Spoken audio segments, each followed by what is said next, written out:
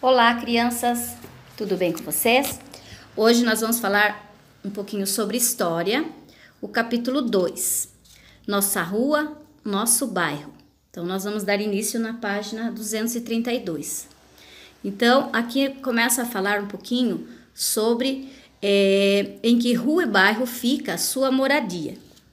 O lugar onde você mora, vem falar sobre os serviços públicos, né? Sobre a coleta e tratamento de esgoto.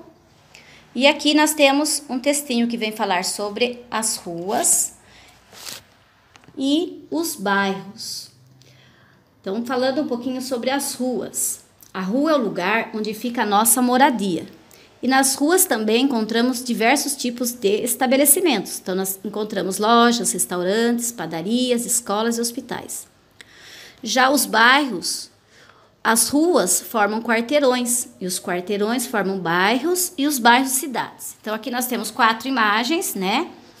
Que são alguns bairros de diferentes cidades brasileiras. Agora, vou falando um pouquinho sobre os serviços públicos no bairro. Para que a comunidade de um bairro tenha boas condições de vida, é necessário o acesso a alguns serviços públicos. Então, o acesso à energia elétrica, água encanada, rede de esgoto, sistema de coleta de lixo, entre outros. Aqui nós temos um textinho que vem falar sobre o dia a dia de um morador de um bairro. E vem falar também que a falta de serviços públicos é um problema que afeta muitos bairros em todo o mundo. Então, essa imagem, essa fotografia mostra bem, né? Como a falta de serviços públicos vem afetando mesmo, né? Bastante pessoas no nosso município, muitas vezes nas cidades grandes, né? E aqui nós vamos falar um pouquinho sobre o lazer no bairro. Em um bairro, geralmente existem lugares de lazer, como praças, parques, teatros, quadras poliesportivas, bibliotecas, entre outros. Então, aqui nós temos 3 imagens. Nós temos a praia, os parques e os locais públicos. E falando um pouquinho desses lugares, que algumas áreas de lazer são promovidas pelo serviço público, prestado à comunidade, enquanto outras são promovidas por setores privados. Os serviços públicos no bairro em diferentes épocas. Os serviços públicos são muito importantes no dia a dia das pessoas, porém nem sempre esses serviços existiram nas cidades brasileiras. A energia elétrica, por exemplo, só começou a ser utilizada no Brasil por volta do ano de 1900. Antes disso, em muitos bairros, as ruas eram iluminadas com lampiões ou não eram iluminadas. Aqui nós temos uma imagem onde os acendedores de lampiões eram encarregados de acender os lampiões das ruas ao anoitecer e de apagá-los quando amanhecia. Os lampiões, eles funcionavam com a queima do querosene, depois com a instalação de tubulações de gás nas ruas das cidades. Os lampiões passaram a funcionar utilizando gás como combustível. Nessa mesma época, a maioria das cidades brasileiras também não possuía serviço de água encanada. A água utilizada nas moradias geralmente era retirada de poços escavados nos terrenos das casas ou era recolhida em chafariz públicos. Na imagem ao lado do ano de 2004, o chafariz São José. Então, aqui nós temos um chafariz, né? A imagem do chafariz.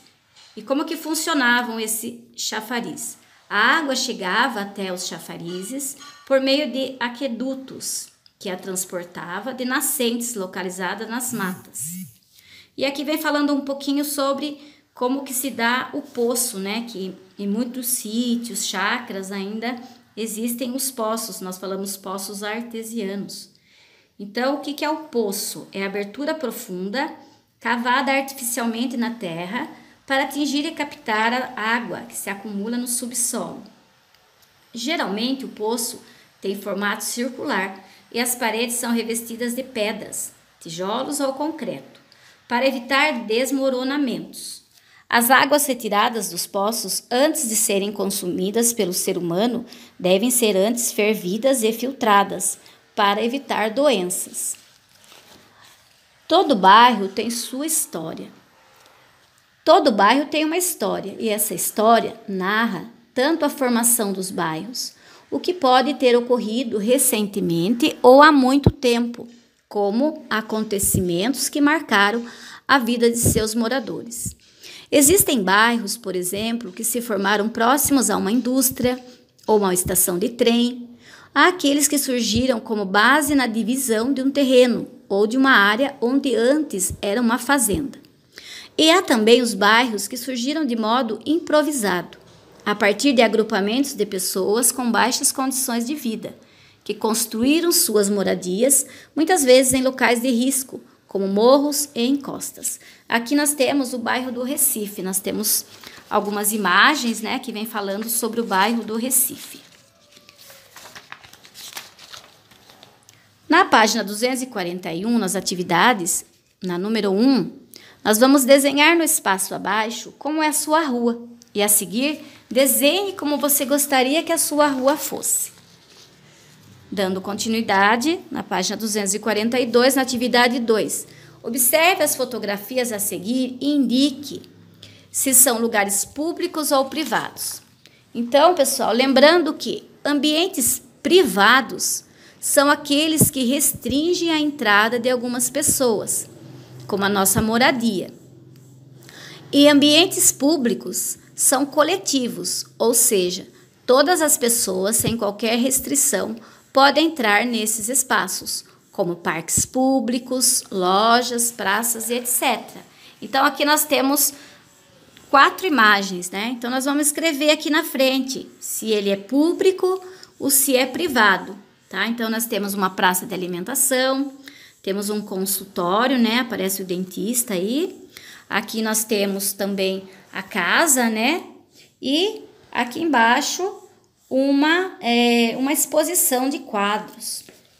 Na número 3, observe as fotografias da página 233. Então, eu vou voltar lá na página 233 para responder essas questões abaixo. Na número 1, identifique em qual dos bairros apresentados há maior presença de residências, indústrias e estabelecimentos comerciais. Então, vocês vão só colocar as letras, né? De acordo com o que estão nas imagens, lá na página 233. Na letra B, qual desses bairros é mais parecido com o lugar onde se localiza a sua escola? Na letra C, quais são as principais semelhanças? O que tem de igual, né? Nesses bairros lá da página 233 e o bairro onde está localizada a sua escola. E na letra D, quais são as principais diferenças? Na atividade 4, observe as cenas a seguir e identifique quais são as benfeitorias ou os serviços públicos que faltam em cada um dos bairros representados. Então, nós temos iluminação pública, pavimentação das ruas, rede de esgoto, arborização, limpeza pública, semáforo e faixas de segurança. Então, eu vou observar esse quadro para eu escrever aqui embaixo das imagens abaixo. Ok, pessoal? Até a próxima aula.